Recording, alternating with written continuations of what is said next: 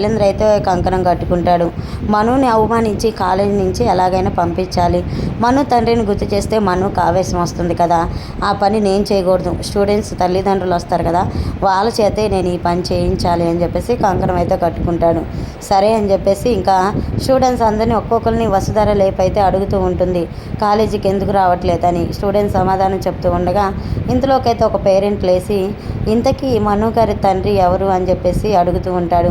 అప్పటికే మను గారు స్టూడెంట్స్ని అడుగుతూ ఉంటాడనమాట, మీరెందుకు రావట్లేదు, ఇంతకు మీ తండ్రి ఎవరో అడుగుమని చెప్పి శైలేంద్ర అంటాడు కదా. ఇంకా స్టూడెంట్ ఫాదర్ అయితే తన తండ్రిని అడగటానికి లెగిస్తాడు.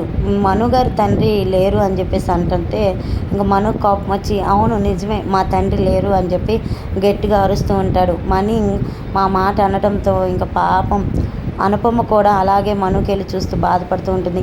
వస్తారు కూడా అలాగే చూస్తూ బాధపడుతూ ఉంటారు. ఇంక అందరైతే అలాగే బాధపడుతూ ఉంటారు. అయితే ఇంతలోకే మహేంద్ర అయితే మనుకి తండ్రి ఉన్నాడు అని గట్టిగా అరవడంతో అనుపమ షాక్ అయి చూస్తూ ఉంటుంది. అదేంటి మహేంద్రని తండ్రి అని మహేంద్రకి తెలియదు కదా, ఎందుకు పైకి లేచి నేనే తన తండ్రి ఉన్నాడు అది నేనే అని చెప్తాడా ఏంటి అంటే మనుకి గతం తెలిసిందని అనుపమ అనుకుంటూ ఉంటుంది. ఇంకా ఎవరు సార్ మనుకు తండ్రి ఉంటే ఎవరు అంటే ఇంకా మహేంద్ర అయితే నేనే మను తండ్రిని అని చెప్పడంతో ఒక్కసారిగా షాక్ అయిపోతారు కాలేజీ స్టూడెంట్స్.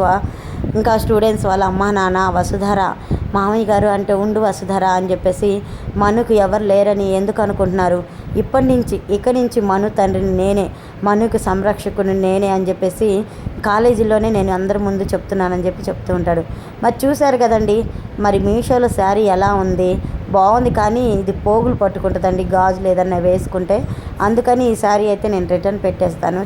చీర అయితే నచ్చింది పోగులు పట్టుకుంటుందని రిటర్న్ పెట్టేస్తున్నాను.